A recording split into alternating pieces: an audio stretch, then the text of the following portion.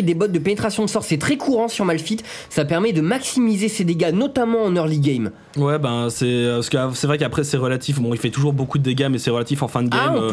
Il voit la ward des AA, il doit y avoir une anti-ward dans le coin, ouais. Les SK qui voient la ward des AA, donc ils ont dû mettre une anti-ward, mais c'est bizarre parce que la ward des AA qui est anti-ward là, n'a rien détecté. Elle doit être par là, donc, ou ouais, là elle dans doit le être par là, c'est assez bizarre parce que d'habitude on la met du côté du dragon. Ouais, mais là vu que le dragon est mort, ça a peut-être plus aucun intérêt de déward cette ward là. C'est vrai, du coup. Et donc là les AA qui décident de mettre la pression mid. Oh, Amumu qui arrive, Amumu qui va peut-être. Amumu qui a réussi son stun. Est-ce qu'il a son ulti? Non, il doit plus l'avoir, il l'a claqué avant. L'ulti de Shen. Ok, donc là ça, au mid, il y aura rien au final. Sion qui décide d'aller claquer son bouclier. Bon. Et ça se pose. Finalement, ça c'est 13 minutes, un seul kill, c'est vraiment très tranquille comme game. Et pourtant ça bouge, hein, c'est là où. Mais j'aimerais bien voir les pouvoirs d'escape. Dans la team Sky, ils ont tous un flash. Oui, on a pu voir là le Malphite et H qui sont à plus de 100 creeps chacun, tandis que dans la team des AA, au final, il y a que Urgot qui a plus 100 creeps, donc ça farm. Ah non, on peut remarquer que ça farm pas vraiment plus parce qu'il y a ces deux-là, mais après, du côté des AA, c'est plus homogène, j'ai l'impression. Ouais, il y a Sion qui a quand même bien farm mid par rapport à Kassa qui lui a pris une avance, mais bon, ça c'est normal, c'est Sion avec son bouclier, il peut one-shot les packs de mobs. Et en haut, on peut voir que Malphite. Et là, Warwick qui va s'élancer pour un gank, mais Shogat qui revient en arrière. C'est peut-être dommage. Il a pas beaucoup de PV, c'est compliqué d'un autre côté là. Ouais, non, il s'en va, mais il va falloir que Warwick aille défendre cette tour contre Malphite. Ouais, bah d'ailleurs, il devra aller se mettre tranquille en dessous et. Bon, ça sert à rien d'attendre là parce que là, du coup, non, ça va. Malphite aura pas le temps de faire des dégâts à la tour. Bon, bah c'est assez calme cette partie au final. Enfin, c'est assez calme au niveau des kills. Ça va péter tout d'un coup, je pense, dans les premiers teamfights. Bon, alors qu'à ça, je te souhaite une bonne chance pour tuer Urgot quand même. Ouais, Urgot qui, avec son bouclier, a une bonne petite résistance quand même. Ça lui permet d'encaisser quelques dégâts.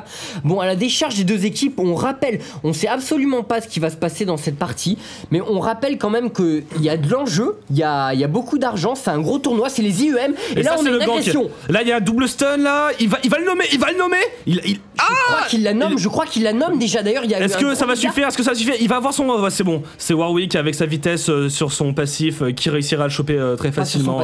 Enfin, sur le passif de son sort. Ouais, le passif de son sort. Donc, oui, donc là, ils se sont fait malfitter. Donc là, il va peut-être falloir en profiter pour push Kuja qui aurait pu rester là. Surtout qu'il y a Kassadin qui monte. Il y a peut-être un truc à faire là, le choper dans les buissons. Là, il y aurait moyen de même au moins de mettre cette tour mid-life et après, ouais, voilà, de se cacher dans les buissons. Bon, c'est pas un Kassa tout seul qui va tuer un Warwick et un Shogat.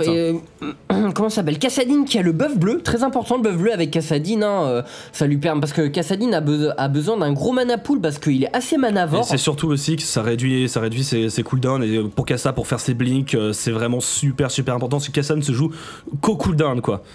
Au cooldown et à la mana. Mais ceci dit, il a déjà des cooldowns. Enfin, ses cooldowns sont pas non plus super élevés. Notamment celui de sa téléportation, je crois que c'est légèrement plus de 3 secondes. Ouais, je crois que c'est un truc comme ça. À peu près ça, oui. En tout cas, moi, c'est à peu près ce que ça donne. Moi, je le joue avec un peu de réduction des cooldowns. Donc, mais ça fait si long quand on se fait taper dessus.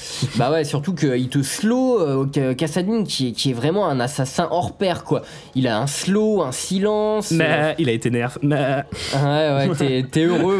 Ceci dit, je m'en fous parce que c'était pas un perso que je jouais énormément. C'est un patch que j'ai adoré. Nerf du vol de la Banshee, nerf de Kassa. Mes AP seront ravis. On peut voir que Sion part sur un stuff très axé early game. Là, il se fait agresser. Il va falloir que Shogat vienne l'aider.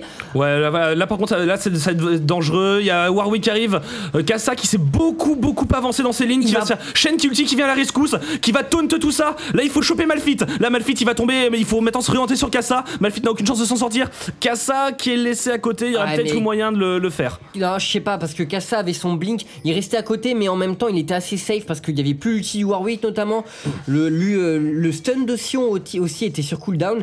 Et là on a pu voir la superbe intervention de Yellow Star avec Shen. Alors Shen qui est un perso orp qui n'a pas vraiment d'égal au final pour venir protéger ses alliés et aller renverser une bataille à l'autre bout du champ de bataille. Il y a Nocturne.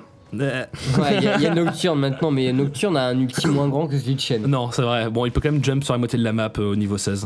C'est vrai. Et donc là, on peut voir que du coup, bon, ça se décante. Il n'y a aucune tour qui est tombée encore. J'aimerais bien voir un peu sur quoi est parti. Alors, notre ami Urgot, pour qui on va lui prêter particulièrement attention, qui va peut-être partir sur une force de la Trinité. Force de la Trinité, c'est quelque chose de très bon. En même temps, il a un brutaliseur, donc je sais pas trop. Il va peut-être essayer aussi de faire une New Mu. Mais c'est vrai que Urgot Trinité, c'est vraiment bien. Ça rajoute encore plus de slow. Enfin, et vu que c'est un spammer de sort, il a de très petits cooldowns. Ça vraiment permet d'utiliser une optimisation complète de la brillance. Voilà, donc comme ça, la brillance, le cooldown de la brillance peut être effectivement très souvent utilisé. Les AA qui contre la ward des SK devant le dragon. Et ce dragon qui devrait pas tarder à rip-hop. Le dragon qui ne devrait pas tarder à rip-hop, d'où l'enjeu actuellement. Et Soraka qui a un oracle pour essayer de défoncer aussi cette ward. Ils veulent pas laisser la vision. Ah, Soraka qui aurait dû voir la ward là, le flèche de la hache qui est passée. Ulti de la Mumu, le Mumu ça suffira pas, le Mumu qui va y passer là. Le Mumu qui va tomber. Allez, il faut l'avoir. Voilà. Mumu qui était très isolé là, je sais pas ce qu'il a fait. Il y a eu un problème de coordination. Donc du coup, les AA qui vont pouvoir faire le dragon. Donc là, ça fait 3-1 du coup. Et on a Warwick qui a 2-0-1. Donc Warwick qui a été. Alors là, on a l'exemple même du ganker, du jungler qui gank. Warwick est sur tous les kills de sa team. Ouais, voilà, bah c'est ce qu'il faut. Hein. C'est votre boulot en tant que jungler de faire. Alors ouais, voilà, ils les embêtent dans le dragon. Ils les laisseront pas finir ce dragon. Ils vont finir cette ward. Ils ont cassé la ward en bas. Non, je pense pas non plus que les SK Gaming vont tenter ce dragon. Ouais, c'est peut-être un peu trop risqué. Là, c'est est-ce que les AA sont 5 là? Oui, ils sont 5 là. Les A sont 5, ça back. Mais le problème c'est qu'Urgot était assez low life, pareil, Linak avec Shogat était mid life, donc bon, prendre le risque du dragon là, ça pouvait être filé 2 ou 3 kills gratos. Ouais, et un dragon, donc ça fait genre vraiment une énorme différence. Là, c'est un truc, ça permet de faire pencher la balance de la partie, mais d'une façon assez certaine quand même. Et c'est assez marrant parce qu'on peut voir que si on n'est pas parti sur une brillance. Ah ouais. Je pense si qu'il va faire peut-être un bracelet de feu mortel qui peut faire un énorme burst avec Sion. Je l'ai déjà vu, ça se voit. Je sais pas vraiment ce que ça vaut, parce que c'est vrai qu'on a tellement l'habitude de voir Sion avec un fléau de la liche et des boots de mobilité. Effectivement, en face il y a Cassadine qui a pas encore beaucoup de PV, mais je sais pas si un bracelet de feu mortel ça va être très utile là. Je suis pas convaincu. Il y a pas tellement gros parce que finalement Amumu et Malphite c'est pas des tanks qui ont un énorme pool de points de vie, c'est pas des tanks à la Shogat ou des trucs comme ça. Ouais, on peut. Bon, en plus il y aurait Warwick éventuellement pour faire un Madred, quoique la Warwick est partie sur une lanterne de Vrigel, mais par contre il a encore pris un arc court, donc peut-être qu'il part sur un Madred juste ensuite. Et là l'avantage qu'a cette team, la team AA pour faire les dragons, c'est qu'il y a le festin à 1000 de dégâts sur les creeps, plus le smite du Warwick. Voilà, vous avez vu à la fin le dragon, mais sur la moitié de sa vie elle est partie d'un coup. C'est 1000 de dégâts le festin sur les creeps. Ah ouais, oui, comme c'est au deuxième, donc c'est 500 il me semble. Non, c'est 1000 tout le temps je crois. Ah ouais, non, oui, c'est vrai que ça change pour les joueurs en fonction de. Les joueurs, bah maintenant depuis le patch, c'est 550 au niveau 3. C'est 650 à la place de 800, ouais. Ouais, donc un petit nerf quand même, mais justifié. Hein. Bah, ils ont nerf en fait le Shogat AP en nerfant son silence, son ultimate. Et là, ouais, voilà, Soraka qui va venir se faire chercher sous la tour. Ils vont en profiter pour push cette tour. Amumu qui va défendre, mais je pense que ce sera pas du tout suffisant. Urgot fait des gros dégâts sur cette tour. C'était pas du tout prudent de la part des SK de laisser Soraka toute seule à cette tour, parce que là, les A, ils ont des persos qui peuvent aller chercher, chercher des champions très loin et leur faire de gros dégâts. Bah, surtout avec l'ulti d'Urgot qui permet d'échanger ça. Et de retour à la partie, désolé pour ce petit problème technique, notre son a sauté. On frappera Georges de votre part, pas de soucis. Effectivement, c'était plutôt super emmerdant, enfoiré de Georges. Donc là, alors, je me pose une petite question. Comment vont faire les SK pour faire assez de dégâts à la team des AA pour pouvoir les battre en teamfight? Ils vont taper. Ouais, mais au final. Ils vont taper fort. Ouais, mais non, enfin, ils vont pas taper si fort que ça là, parce que au final, ils ont qu'un carry, c'est H. Et Cassadine qui fait de gros dégâts, mais enfin, il n'y a pas de perso fragile en face chez la. Ils vont taper. Ouais, certes. Alors, Warwick qui est parti au final, mais qui est pas parti sur un Madred, qui est parti sur un haut bout du rouleau. Ouais, bah contre le Kassa, ça lui empêchera. Enfin, ça va brûler le mana du Kassa, ça va lui empêcher tout ça. J'aimerais bien. Combien là de mana Soraka aussi? Là, Soraka qui a 800. 800 de mana, donc c'est pas beaucoup au final. C'est pas beaucoup, mais ouais, voilà, là Soraka qui a tué. Ah, quand même, qui est à 0 creep, là, tu cette creep. Mais elle a pas d'acide, Soraka qui a absolument pas d'argent là. Ça va être très dur pour elle de se stuffer, à moins d'avoir des teamfights assez concluants. Par contre, on peut voir que H a bien farmé, donc H elle est plutôt dans le tempo, je pense, en termes de stuff. On peut voir qu'elle a sa BF glaive et tout. Mais là. Là vraiment, Warwick qui a fait un choix super intéressant en prenant le au bout du rouleau parce que je pense qu'il va tenter de mettre au bout du rouleau Soraka. Grosse blague. J'ai ri par politesse. Alors bon, voilà, on peut voir qu'il y a 5-1 quand même pour les AA, donc ils arrivent, en fait, c'est un peu la technique du rouleau compresseur. Moi j'ai des doutes quant à la capacité des SK à pouvoir vraiment faire la différence en late game et en teamfight, et je pense que plus la partie dure, moins ils auront de chance. C'est parce qu'en face il y a des persos avec beaucoup de résistance, beaucoup de points de vie, et il y a beaucoup de dégâts. En disant que là, Kassa il n'est pas d'une utilité extrême parce qu'il y a, voilà, comme tu dis, il y a vraiment pas beaucoup de persos sur qui il peut gank, qui peut jump et peut faire assez de dégâts. Enfin, c'est quoi leur perso le plus faible pour l'instant? C'est Warwick. Enfin, Warwick.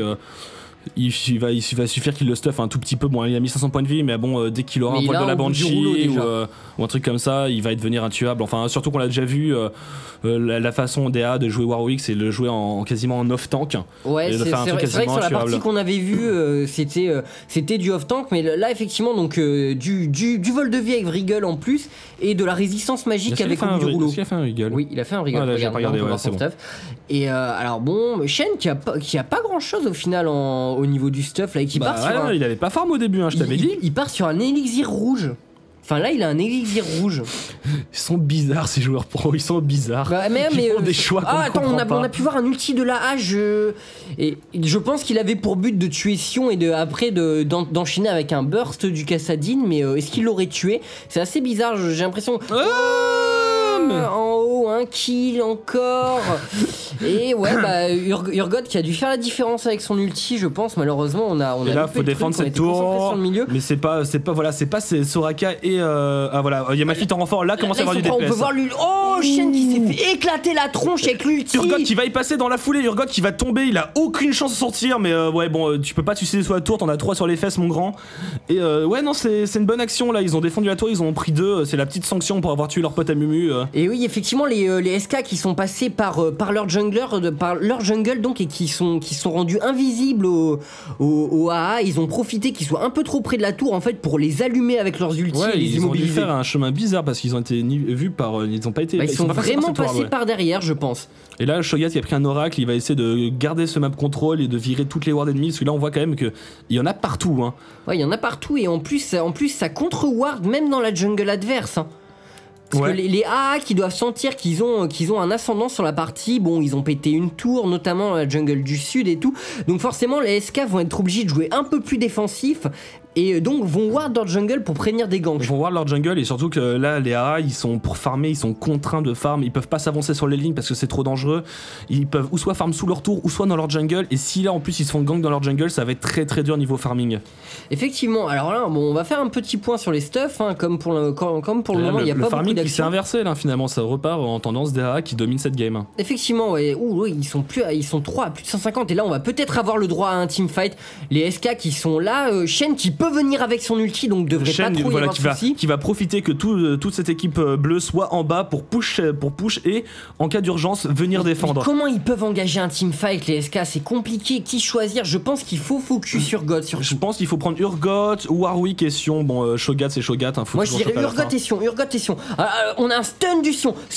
Ah Mumu qui est isolé, il a pas eu le ulti. Il s'est fait stun et silence, il appelle ton ulti. Voilà, là l'engagement là Kassadin qui est au cœur de la tourmente. Ils se font mais massacrer, ils n'arrivent pas à faire de dégâts. Comme tu dis, ils n'avaient pas du tout assez de dégâts pour venir à bout. Urgot qui swap la Soraka qui va tomber, la Soraka qui flash à travers le mur mais qui se fait rattraper par le Sion, qui se fait stun par Shogat en plus. Flash de Sion en plus, ils enchaînent avec le dragon. Je pense qu'on peut regarder le dragon maintenant, ils n'auront pas la hache. H qui s'est cassé mais qui est la dernière survivante de son équipe. Ah non, Malphite n'est pas mort. Malphite n'est pas mort. Ah mais Malphite qui a dû pendant qu'on regardait Soraka, Malphite qui a dû passer par en dessous. En fait je lui donnais vraiment pas cher il était bien dedans, il était bien encerclé. Et après ils ont fait le choix de ne pas focus le tank, ce qui est un choix très réfléchi. Mais c'est dommage qu'il n'ait pas eu cette hache. Mais là 9-3 le score, il y a une domination certaine de la part des AA.